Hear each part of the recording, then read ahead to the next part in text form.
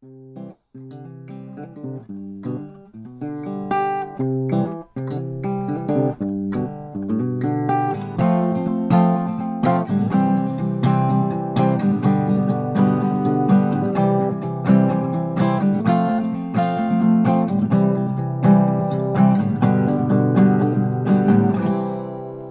vegan. Here are three members of a family, a mother and two sons, talking about their shared vegan approach to living. The conversation is encouraged by questions from non-vegans, and the family are frank and honest in the way they tackle the questions. Okay, guys, so what led us all to become vegans then? Who wants to start? Oh, we've all been veggie essentially our whole life. Yeah. And it's a natural progression of caring about animals and the environment, essentially. Yeah. If you're reflective enough and you care about those things, it's just inevitable. Yeah, you'd hope so. But what Isn't it more base root than that, though? If you've got a basic capacity for empathy, then at some point you'll trend towards veganism. Okay, so we all became vegans from being vegetarians, but what is it? What do you think made us all finally get there? Well, for me, it was just moving out the house. I could start cooking for myself. Right. I was no longer stuck under the tyranny of of doing a job, a half done job. Oh, so I became vegan. all right. That's all. So you always wanted to be vegan? Absolutely. You just didn't speak up? It was too much of a bother. I mean, if you're not the one cooking and supplying for yourself, and the person doing that already complains, then you're not inclined to fight that, are you? I mean, it's why lots of people aren't vegan, probably. It's because they're not inclined to make that effort, finding new recipes for themselves, cooking different meals, not being able to eat out at their favourite places. Yeah, a lot of my friends say that there's for reasons. And that they have to get their parents to cook for them. Yeah. To be honest, I left the house and I went to uni, and then, like Richard said, I was buying my own food, and then I'd buy cheese, and I would have questions from other people being like, why aren't you vegan then if you're veggie? And then I would be like, yeah, you have a point. Yeah. And then I would go to the supermarket and see the cheese and actually have to buy it myself and realise the connotations of buying it. So it's just about we put up that. I tried to become vegan a very long time ago, but it was really hard because we just weren't eating properly, Dad and me. So we got run down, and then I couldn't eat dairy stuff for some years now. But I think really the push into veganism for me was when you became hardline vegan. And I thought I really have to go full out vegan again. So you certainly inspired me when you went hardline. I thought I just have to, because there's no excuse for not being vegan really for us three. How would you describe your relationship with food? Pretty good. Sounds about right. Yeah, we all love food, really, don't we? Eat all the time. Yeah. Cook all the time. Yeah. I definitely don't have a relationship with fast or quick food. I mean, I've tried to get into it a bit more at university, just for fun's sake and stuff. But takeaways and buying fast food from places just tastes like trash. I think also we know what good quality food tastes like, so we're not willing to set for cheap, rubbish, vegan alternatives. Yeah. That tasted nothing. Yeah, that's a good point. Maybe I wouldn't even like it even if I wasn't vegan. Yeah, because Dad's a good old Italian cook. Yeah. Yeah, absolutely. Well, plus it means going vegan. Like, we've looked for proper recipes, and we still cook and eat really well. Yeah. With lots of treats. Yeah. But they tend to be homemade ones. Yeah, it's the way to go. Yeah. Simple as that, really. I'd say, I mean, we all eat a lot, really. Food is quite important to us. I don't know what more to say, really. It's part of one of the pleasures of life, is good food. Respecting everyone's rights not to be owned, used or killed, regardless of species. GoVeganWorld.com advert. How far are you willing to compromise on this, personally and for other people's situations? For example, the use of animals in traditional agriculture. I mean, that's pretty thick, really. Yeah, I was thinking the exact same thing. Look. For example, the use of animals in traditional agriculture. That's a really short-term history you've got going on there, because traditionally humans have caused the extinction of whatever species they're hunting at that time. So the romantic idea of us as a hunter-gatherer species moving on to the English idea of traditional agriculture is really quite twisted. Don't you think that's getting at the idea, like, are we prepared to accept animals being slaughtered as food? And the answer is, well, no, we think it's really twisted that people murder animals unnecessarily, because you don't have to kill things to survive. Yeah. So we do see the killing of animals in agriculture as murder. But this statement is also about owned, used, or killed. Well, so what I don't get is that the use of animals in traditional agriculture, aren't they referring to the use of animals in the production of like traditional Western agriculture would feature cows, pigs, sheep, and so the animals would till the land for you, and so then mix their manure, and then you'd also eat them, and you'd use their bodies for materials. I mean, without the eating part, I mean, obviously I want animals and humans to work. It's just like together, you know. But it does depend how they're treated. It's like, yes, there's nothing wrong if you've got a coexistence where the animal is really well looked after, and so that they do work, but in return they're getting food and shelter and nurture to a high standard.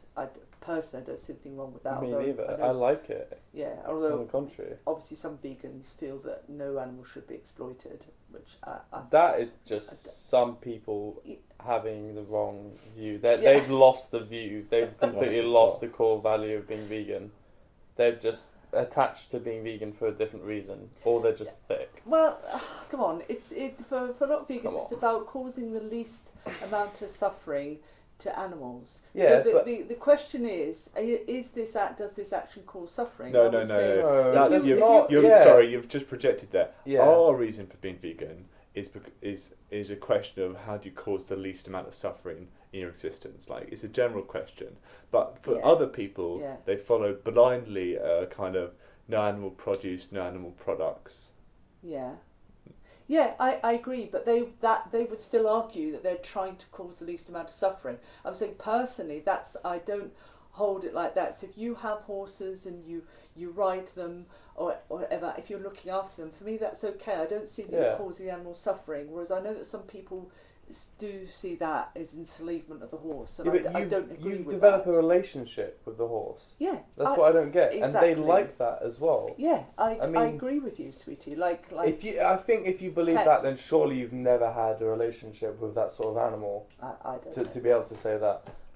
Maybe not. I don't know. Of course, we're adding the caveat here that they're not going to be used, and then where they're no longer useful, disposed. Oh, of course. You've got to commit to looking after animal if you're going to. Of course, but obviously, I mean, in a stables or something, as long as they've got a lot of place to roam, and they've got good shelter and food and looked after well, and develop a nice relationship, then obviously for the question, just ending the question. No, exactly, and like bees also. We feel that if the bees are really cared for, that it's okay to eat honey, whereas other vegans, that's a very non-vegan thing to do for some people. So that's what I was thinking of those. Come on then. Do you think you spend longer than non-vegans shopping and cooking to create a balanced diet? No. Yeah, but that comes from a position of us being vegetarians. No. There's a period of adaptation where people need to go from, being familiar with recipes to discovering new recipes. Yeah. And then there's just a baseline of lots of people talk about getting thinner and not eating enough when they're vegan because they've just cut out the meat or the dairy or whatever. They're not eating. Rather than adding in. Yeah, but I do think maybe I'm just thinking about the fact that Dad and I have always cooked and shopped with fresh ingredients because that's that's what we believe you should do, and that's regardless of us being vegans or vegetarians in a certain way. So it doesn't cause us any more hassle whatsoever. What would the British countryside look like in an all-vegan world? That's Honestly. a tough question, isn't it? Yeah. Could look like anything, couldn't it? Because Yeah. veganism isn't exactly the dictating factor of our countryside. It's capitalism. Yes, it's quite pesticides, housing, industry, that affects it a lot more. So if you took, I guess it's not about, there wouldn't be the farmed animals, there wouldn't be the farmed cows and sheep in the fields. No. You know, as They're using the land for the most efficient source of funds. They're earning a living in that sense, so it's just going to be converted into another kind of living. Yeah, but it's also that it sounds to me that question's all about that argument. Oh well, if we didn't farm them, you wouldn't see sheep in the fields and cows in the fields. So well, yeah, but I wouldn't see living creatures that are just lined up for slaughter either. Yeah. So Backtrack. If there weren't the sheep and the cows, we would still have forests covering most of the UK, and in those forests would still be other animals. Yeah, it'd be filled to the brim with wild animals. Yes, exactly. Right. So just different animals. How has being vegan affected your budget? What? It's hard to answer because we were all veggie before. It's not that different. Yeah, I don't think that's caused. I think that being celiac has had an impact, but not being vegan. Yeah, I think sometimes being vegan, you can, you buy more in the way of nuts and other ingredients. It can be a bit expensive. It can be a bit expensive. While with meat, although you can buy expensive meat, you can also buy really cheap meat, and it's harder to find, really cheap nuts. Really cheap nuts. Say. Yeah. But we really don't know. That's not a huge thing.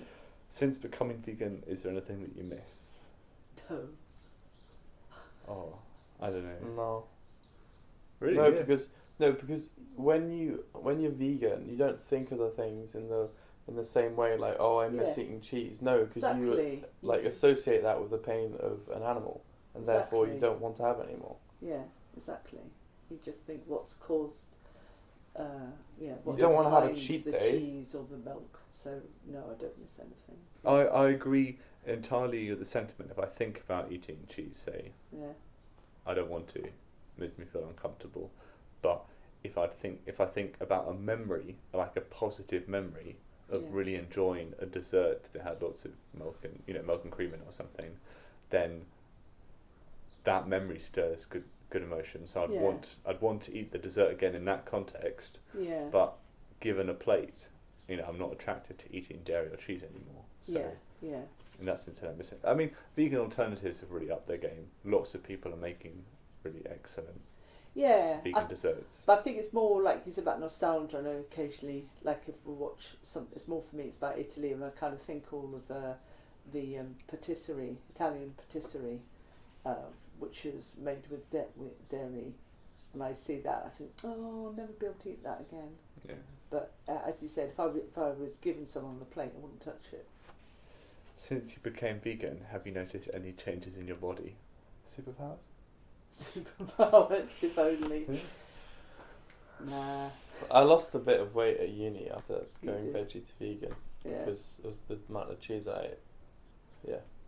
But then it also means that it's harder for me to put on weight now as well, to be honest. So I think that's fair. I think that we've seen that a difference. Yeah, I don't know. I mean, there's still plenty of vegan junk food that helps put on weight. Yeah, I know, but when you want to put on different type of weight, then but I haven't been trying that hard. No, I think the biggest thing for me is I can't pick up like not fast food, but the kind of quick snacks that supermarkets hold and that kind of thing, which normally left me feeling quite gunked up afterwards. So I tend to feel a bit better, but that's more because I'm just not eating that processed food. Yeah. Do you think everyone should become vegan? Obviously. Yes. Yeah, obviously it'd be the best thing for the planet as a whole, wouldn't it? Because Yeah. Well, and the as society, impact I on the mean, you environment. don't look at the past and go, "Oh, they should have been vegan. They should have." But actually, No. as a society, we've developed enough now that it's within our capability to A, feed the world, and B, do that in a vegan, sustainable way. Yeah. So, I mean, so it's a first in human history, and so that's where we should be going, right? But can you imagine a world in which everyone agreed that it was horrific to kill animals just for food? I mean, that would just be so amazing that people had that amount of empathy for animals. Right. I just think if you had that amount of empathy for animals, then you'd have more empathy in life in general, and actually the world would be a lot kinder place if everyone was vegan. So if the idea that everyone would be vegan, I just think that people would be way more humane in general, personally. How far are you willing to compromise? For example, do you eat honey? Do you wear wool? Would you eat insects? I wouldn't eat insects. No, Oh, poor insects. I don't know. God, no. Wool, yeah, as long as it's not moleskin or whatever it's called, muesling wool or something. From sheep that have been mules? Yeah. Always something. I don't know. I would always have just had wool, but after the recent horrors about the way that sheep are treated when they're being sheared, you know, the horrific things. But Yeah, that's but what you mulesing. want. But that's not mulesing. That's just Oh. merino sheep, sweethearts. That's. Are you talking about those I'm clips? talking about the sheep that are shorn in Britain. I feel now I actually bother to ask where is this wool come from. So Right, now but you can source. Yeah, you can source source wool that ethical has. wool. Yeah, you can. it's been tracked. But that's what I'm saying. Now, if I buy new wool, I would make sure Yeah. it came from an So ethical like all source. things, it's about ensuring that it comes from an ethical source. Yes. You know, you don't buy Yes. supermarket honey generally No. because that's No, funny so trade. buy but you can honey buy it from local locally. producers where you know that there's been no kind of horrible practices with the bees, and Yeah. buy second-hand wool or wool from ethical. Sources. I thought sheep sources. have to be. Not have to be, but I thought it helps them if they're shorn. Yeah, Yeah, but it's about the it's not treatment of that. the It's sheep. No. Obviously, the way they I'm were just shorn. saying. Yeah, I'm just saying, if it's from an ethical source, then sure they'll be kept well. yeah, but you have to check because they're not Yeah, necessarily I know. kept, We said that before. kept well. Yeah, so we're happy with honey. It's back to that has to be ethical, whatever it is, isn't it? Which is not just the vegan stuff, really. The ethical debate I have for me is that because I believe in live and let live, which is one of the founding principles of vegetarianism, is growing, I don't like then- this point. then I don't actually want to impose my beliefs on other people, on the one hand. But on the other hand, I think the world would be a much better place. It's not an effective long-term strategy to impose your beliefs on other Yeah, people. exactly. That is that's a history lesson. But so people need to, from the ground up, people need to be brought up in a more empathetic way. I mean, if you speak to children, they are initially horrified that they eat animals, and given the Yes. choice, they Yeah. will go vegan happily. I know, but they get desensitised by adults. Absolutely. Yeah. And they're not given the choice. Yeah. What I don't get as well is that when people talk about it, they say stuff like, "Oh yeah, but they have loads of place to roam. Oh, I get free range eggs. Blah blah blah blah." Well, that's not the point. The point is that there's no humane way to kill something that you can have a relationship with, just like you can your pet. There's no humane way to kill something that doesn't want to be killed. That's the point. Is that the point is in the slaughterhouses. If if you didn't slaughter them and they just had a nice life, and even if they were injected, let's say, and put to sleep and then killed, then you know what? I wouldn't feel so badly about it, to be honest. Seriously? No, I still would be vegan, but I wouldn't have there wouldn't be such a divide, I don't think, between vegans and non-vegans. Yeah. Okay. Yeah. No way. I think you guys I not think agree? there's no way. No. If it I was- think there's an often inconsistent argument here brought up that meat eater omnivores will say, "Oh, it's the natural thing to do. Strong eats the weak." But at the same time, they'd argue the reason we can eat them and not each other is because we're somehow a higher level than other animals. And the inconsistency there is that either we're part of the animal kingdom, and so we can just eat things that are weaker than us, and that should include other people, or we're above them, and so we should choose. We've got the capacity to choose not to eat other animals in order to survive, and we can do that. Yeah, and that's what I mean, and that's what's so awful about people choosing to kill to eat, isn't it? Because they have the capacity. But all that also, we've often said that thing about but you cannot argue that we are any better than any other species. You can certainly argue that we are the worst species on the planet because of the damage that we're doing to the planet. Yeah, and the other species. Exactly. So if any species doesn't deserve to live, it's us, not all the animals. And we're all just walking on the back of the most capable people in society. Like the reason we have electricity, the reason that we're so advanced now is only because of a few, and we're all just walking on that. So I hate it when people just say, "Oh, but we're better, we're more intelligent, we're more aware." Well, I mean, not really. Not I mean, really. like 0.1% is the most are the people that deserve that sort of status. Yeah. The rest of us are just scum. Yeah. And also, one of the animals that they kill, pigs, Yeah. a pig has the same IQ as a 3-year-old. So if you can eat pigs, I'm going to go around kid snatching. And obviously not. Yeah, obviously not. Obviously not. Yeah. But I think it's a fair point to make. Yeah. Like because people love the intelligence argument. They love it. Yeah, but that's why it's inconsistent. Exactly. It's more inconsistent. It's It's bankrupt. If you have intelligence and then use it to harm others, what does that make you? What does that exactly? It's like a manipulator. If you can manipulate someone, that doesn't mean that you should. Thanks for listening.